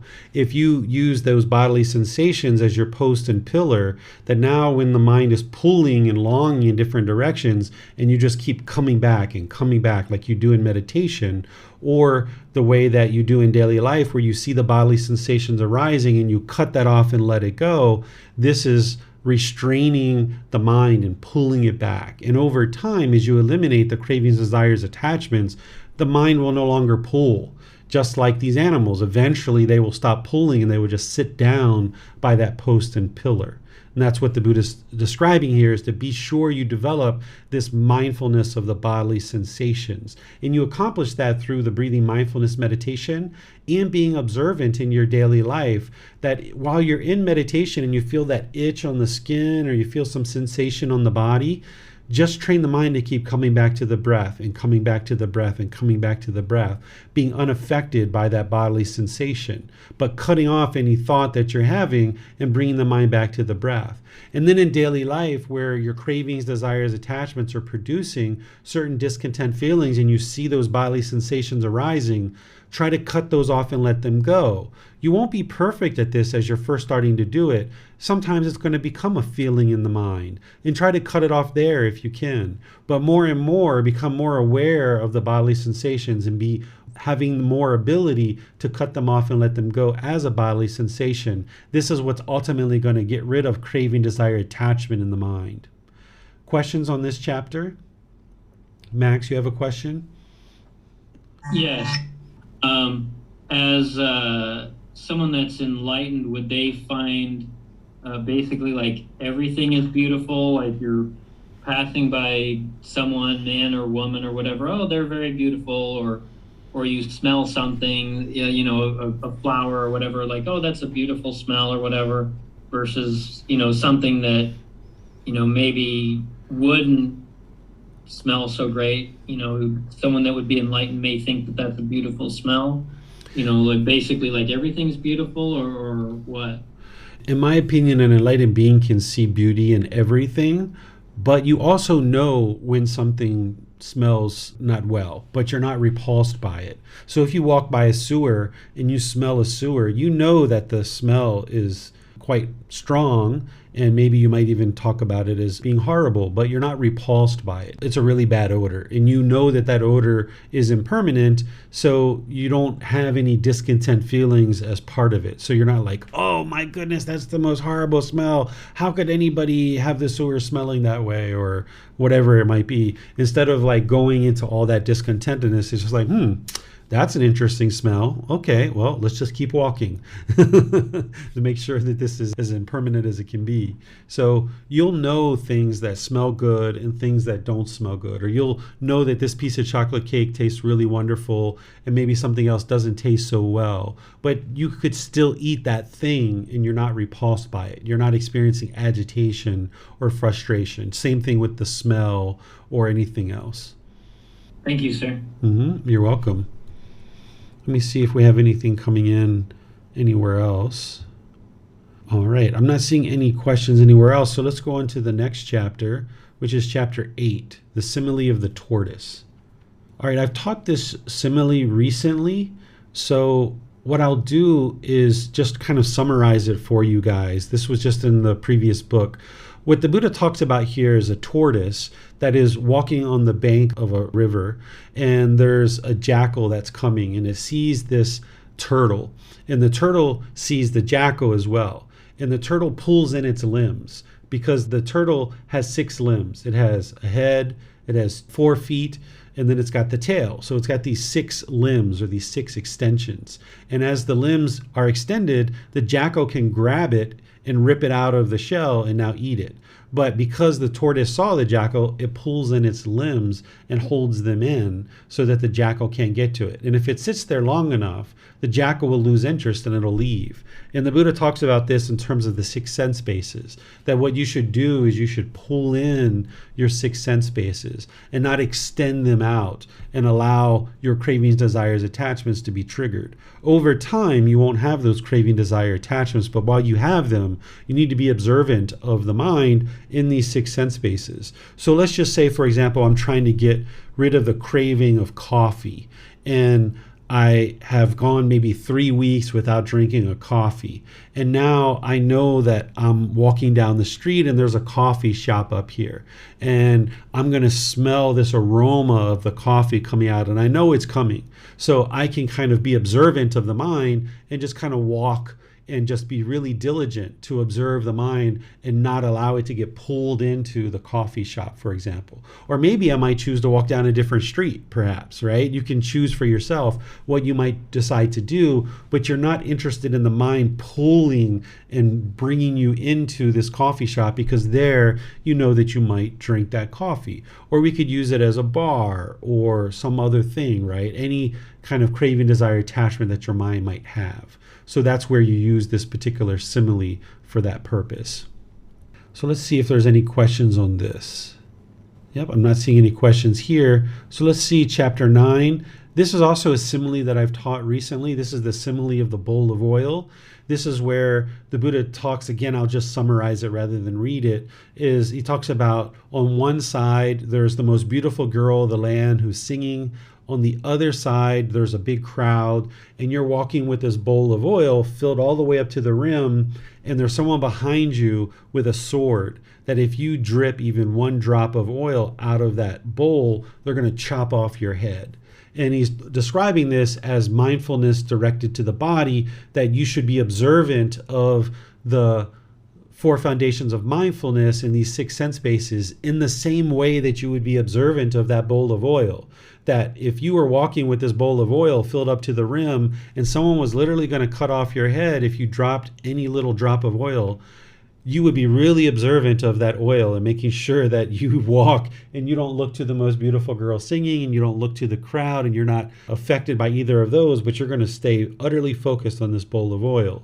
So the Buddha is saying this is the same way you should function in daily life related to the mindfulness of the bodily sensations, is be that aware of these bodily sensations that as soon as they arise, you can cut them off and let them go. All right. Let me see if you guys have any questions on this. All right, I'm not seeing any questions on this particular simile. So let's go to the last one, which is the last chapter for today. This is also one that I've covered recently. This is about meditation, and the Buddha's walking you through, helping you to understand how to develop your meditation practice. So I will read this for you and then open up to any questions you guys have. It's titled Great Fruit and Benefit of Breathing Mindfulness Meditation, or Anapanasati, which is the Pali word for breathing mindfulness meditation. Monks, mindfulness of breathing mindfulness meditation, when developed and cultivated, is of great fruit and benefit. And how, monks, is mindfulness of breathing mindfulness meditation, developed and cultivated so that it is of great fruit and benefit? Here, monks, a monk having gone to the forest, to the foot of a tree, or an empty hut, sits down. Having folded his legs crosswise, straightened his body, and set up mindfulness in front of him, just mindful, he breathes in. Mindful, he breathes out. Breathing in long, he knows, I breathe in long. Or breathing out long, he knows, I breathe out long. Breathing in short, he knows, I breathe in short. Or breathing out short, he knows, I breathe out short. He trains thus, experiencing the whole body, I will breathe in. He trains thus, experiencing the whole body, I will breathe out. He trains thus, calming the bodily sensations, I will breathe in. He trains thus, calming the bodily sensations, I will breathe out. He trains thus, experiencing joy, I will breathe in. He trains thus, experiencing joy, I will breathe out.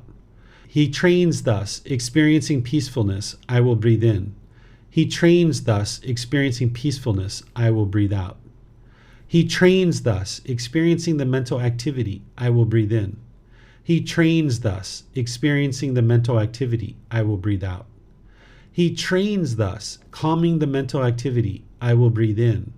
He trains thus, calming the mental activity, I will breathe out. He trains thus, experiencing the mind, I will breathe in. He trains thus, experiencing the mind, I will breathe out. He trains thus, gladdening the mind, I will breathe in. He trains thus, gladdening the mind, I will breathe out. He trains thus, concentrating the mind, I will breathe in. He trains thus, concentrating the mind, I will breathe out. He trains thus, liberating the mind, I will breathe in. He trains thus, liberating the mind, I will breathe out. He trains thus, reflecting on impermanence, I will breathe in. He trains thus, reflecting on impermanence, I will breathe out. He trains thus, reflecting on fading away, I will breathe in. He trains thus, reflecting on fading away, I will breathe out. He trains thus, reflecting on elimination, I will breathe in. He trains thus, reflecting on elimination, I will breathe out. He trains thus, reflecting on letting go, I will breathe in. He trains thus, reflecting on letting go, I will breathe out. It is, monks, when mindfulness of breathing mindfulness meditation is developed and cultivated in this way, that it is of great fruit and benefit. When, monks, mindfulness of breathing mindfulness meditation has been developed and cultivated in this way, one of two fruits may be predicted, either final knowledge or wisdom in this very life, or, if there is a residual of clinging, the state of non-returner. So here the Buddha is going through his guidance for meditation and helping you to understand how to do breathing mindfulness meditation. During his lifetime, people will go out into the forest, or they would go to the foot of a tree or an empty hut, and they would sit down and do meditation. But he also teaches lying, standing, and walking meditation as well. But here in the seated position, he talks about crossing the legs, straightening up the body. By having the upper body straight and erect, it keeps the mind attentive and alert during your meditation. And then you set up mindfulness or awareness of mind in front of you before you start meditating. You don't just plop down into meditation. You start gaining your awareness of mind. That's where he says, set up mindfulness in front of him, that you start developing this awareness of mind. And now, starting to become aware of the mind, you breathe in and you breathe out, starting to establish the breath. This is what I guide students in as they're learning meditation. And then he teaches to be aware of the breath, whether it's a long breath or it's a short breath, be aware of it. Then, as you're starting to focus on the breath, start becoming aware of the entire body. And as you start noticing bodily sensations, calm those bodily sensations through the mind. Train the mind to be able to calm those bodily sensations. Now, as you're starting to do that, you might experience joy or peacefulness starting to arise in the mind. And as you notice this joy or peacefulness coming into the mind, just focus on the breath. Keep coming back to the breath. Don't allow the mind to indulge in that joy or that peacefulness. You know that it's there, but don't allow the mind to indulge in it. Just keep coming back to the breath, coming back to the breath, coming back to the breath. Then when you're experiencing mental activity, meaning there's certain thoughts that arise or things like this, the Buddha is teaching you to calm those. And the way you calm those is bring the mind back to the breath. There's other teachings where he talks about cutting it off and letting it go. Here he's saying calming the mind and bringing the mind back to the breath. And now as you experience the mind, in gladdening the mind, concentrating the mind, liberating the mind, also, as this is all happening, you just keep bringing the mind back to the breath. Where you're noticing certain sounds or certain sensations or anything like that, just reflect on impermanence and know that those things are impermanent. So if you're in meditation and you're focused on the breath and there's a thought that comes up, just know that that thought's impermanent, cut it off and let it go. Come back to the breath. Or if you're on the breath and you notice a sound, just know that that sound is impermanent and bring the mind back to the breath. Don't get frustrated that you heard a sound or irritated, or if there's some light or something like this. Just know that all these things are impermanent. Keep bringing the mind back to the breath. You should get to the point where your mind is so peaceful that you understand that all these things are impermanent around you, that if you died in that moment of meditation, you'd be completely fine with that. That you aren't holding on to anything in the world, that you've let go of everything because you understand impermanence. And your mind can get to utter peacefulness and joy because you've gotten to the point where you've trained your mind that all these things are impermanent and not allowing your mind to hold on to anything. And then there's this fading away of strong feelings. There's the elimination of strong feelings. And there's this letting go where the mind has let go. And then the Buddha is saying, okay, if you train in this way, there's one of two things that could be predicted. Either you're going to get to final knowledge in this very life, which if you get to final knowledge, that's enlightenment, that you've fully cultivated all the wisdom of this path, and now your mind has fully developed wisdom or right wisdom. You've eradicated all the fetters, including the fetter of ignorance or unknowing a true reality, and now the mind's enlightened.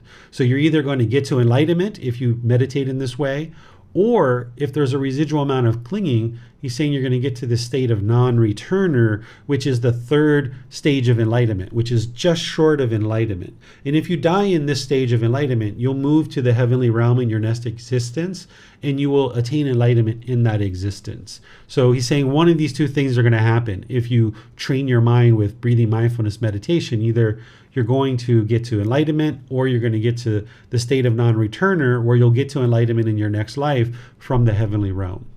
So this is his guidance on meditation. You don't need to think about each one of these statements while you're in meditation, because the guidance that I give you in meditation is incorporating all these things into that. But instead, he's just providing you the detailed step-by-step. This is how he would have guided somebody in meditation. And then ultimately, you would have been meditating on your own. And I incorporate these things into the way that I provide guidance. But it's helpful to know what the Buddha is guiding you to here, because then if you're in meditation and your mind moves off the breath, you can say, oh yeah, that's right, impermanence, come back. Or if you're in meditation and you hear a sound, oh yeah, that's right, that sound's impermanent, come back to the breath. And this can really help you develop your meditation practice.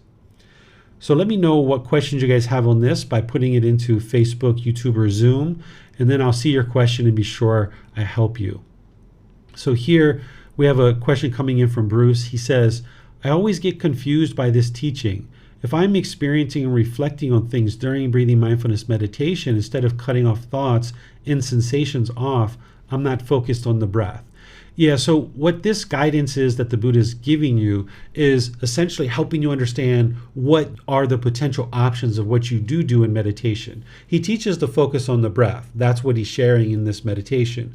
But as your mind moves off the breath, you cut that off and let it go and come back. And if reminding yourself of something like impermanence helps you to do that, then so be it and use it. Or like, for example, in meditation, if you experience this peacefulness and joy come into the mind, instead of indulging in that, you'll know to just bring the mind back to the breath. Or some of these other things that he's talking about. He's not suggesting that you literally think about each individual one of these steps as you're meditating. He's just reminding you that as these things occur in meditation, keep coming back to the breath, keep coming back to the breath, keep coming back to the breath. That's the underlying guidance that he provides here and at his other teachings as well. So don't feel like you need to be reminding yourself of these things while you're meditating, but just stay focused on the breath. And if the mind moves off the breath, come back to the breath. That's what you would like to keep doing. All right, let's see. Jacqueline has something here. She's saying on Facebook, one could definitely enjoy the coffee aroma while passing by, but not have the desire, craving to stop for coffee. Exactly. Right. You can go by, and if you know that you're struggling with the craving for the coffee, now you can be more diligent, right? Because there was a time where I was working to get rid of coffee and I wasn't diligent. And I walked by the coffee shop, I turned the corner, and whoom, this aroma came out, and whoom, I was right in the coffee shop, standing in line to get my coffee, right? And that was the very last coffee that I ever had, and it was only a third or a half of it, and I threw it away and decided I'm never going to have coffee again. But I was building up to that. I was working up to that. And you can get pulled in by that aroma. That's that sense base, that craving is in there, and it can get triggered when you smell that aroma. Like when I walk past the coffee shop now, it's like, that's coffee. Interesting. Wonderful smell. But there's no craving there to go in there and actually have a coffee. In fact, I've gone into coffee shops now with students who are interested in getting a coffee, and I'll sit there with them while they drink their coffee because they're asking questions about the teachings of the Buddha. And I smell the coffee, and it's like, oh, great, that's a wonderful smell. But there's no desire, there's no craving or longing to go order a coffee because I know the harm that this causes to my mind and my body, and I'm not interested in experiencing that. So I've let that go. So yes, you can enjoy and know that that smells quite wonderful, and just choose not to drink the coffee. And you're doing that out of wisdom and discernment, and that's a choice that you're choosing to make. Okay, Bruce is saying, thank you so much, Teacher David, for your guidance and sharing of the teachings. And thank you, Max, for reading chapters for us today. May you all be well. Wonderful, Bruce. Thank you for your kind words. All right, so it looks like that's everything for today's class. I will just end today's class by thanking you all, just as Bruce has done. I end each class thanking you guys for joining class. Thank you for your questions. Thank you for your dedication and diligence to learning. Yes, thank you, Max, for reading. That's wonderful to help read the chapters. And anytime any of you guys, other folks, would like to come into Zoom or come in and read from Zoom, you're more than welcome to join. This is a great way. If you have any kind of shyness, this is a great way to put the mind into the situation that it might fear or it might have shyness about. And then you can overcome that challenge, overcome the craving, desire, attachment that's causing that shyness or any other discontent feelings to arise, and maybe feel reluctant to do something like that. That's one of the ways to actually train. So thank you all for your dedication and diligence to learning. Next week, we're going to be in the same volume 4, and we're going to be in chapters 11 through 20. You're welcome to study those before and or after class.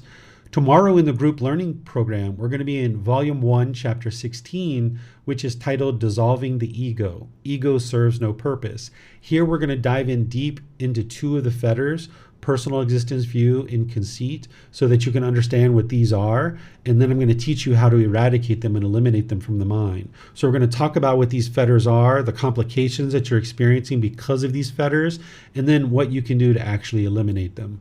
And then on Wednesday, we're going to be doing breathing mindfulness meditation. So you're welcome to attend any of these classes. I invite you to attend any of them. And if you can't attend live, there's always the replay on YouTube, Facebook, or on the podcast. So thank you all for attending, and we'll see you guys in one of these future classes. Sawadee ka. Thank you for listening to this podcast. To provide support for this podcast, visit patreon.com/support Buddha. To access more teachings, visit buddhadailywisdom.com. There, you will discover a full range of courses, retreats, and online resources to assist you on the path to enlightenment. Remember to establish a daily, consistent meditation practice, along with learning and practicing these teachings. A well-developed meditation practice is the foundation in which to train the mind to attain enlightenment.